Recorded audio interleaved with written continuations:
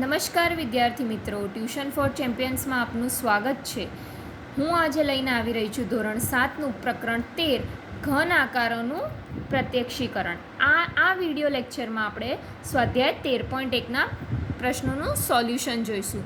જો તમે હજી સુધી મારી ચેનલને સબસ્ક્રાઈબ ના કરી હોય તો સબસ્ક્રાઈબ કરવાનું ભૂલતા નહીં.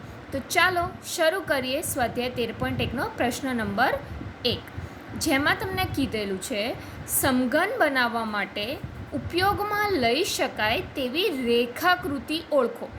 તમને અહીંયા 6 અલગ અલગ પ્રકારની રેખાકૃતિઓ આપેલી છે, એટલે કે આકૃતિ આપી છે. તમારે એ કહેવાનું છે કે કઈ આકૃતિમાંથી તમે સમઘન બનાવી શકો. તો તમારે એક વસ્તુ યાદ રાખવાની, સમઘન બનાવવા માટે જે તમને અહીંયા આકૃતિ આપી છે એ સરખા ભાગમાં વહેંચાયેલી હોવી જોઈએ.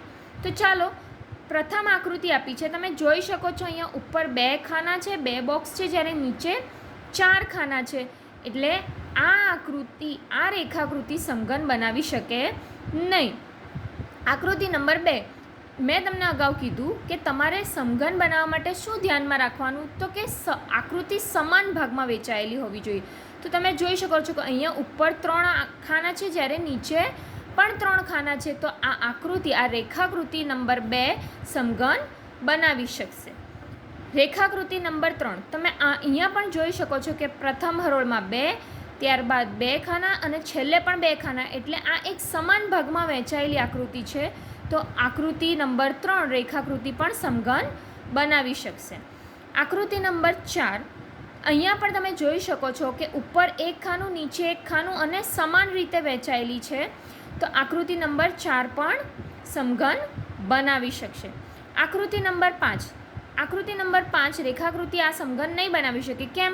કારણ કે અહીંયા 1 બોક્સ આપ્યું છે, જ્યારે આ બાજુ 2 બોક્સ આપ્યું છે, સમાન રીતે વહેંચાયેલી નથી. આકૃતિ નંબર 6 પણ સમઘન બનાવી શકશે, કારણ કે નીચે 1 બોક્સ છે, ઉપર 1 બોક્સ છે, સમાન રીતે વહેંચાયેલી છે. માટે આકૃતિ નંબર 6 પણ સમઘન બનાવી શકશે. Thank you.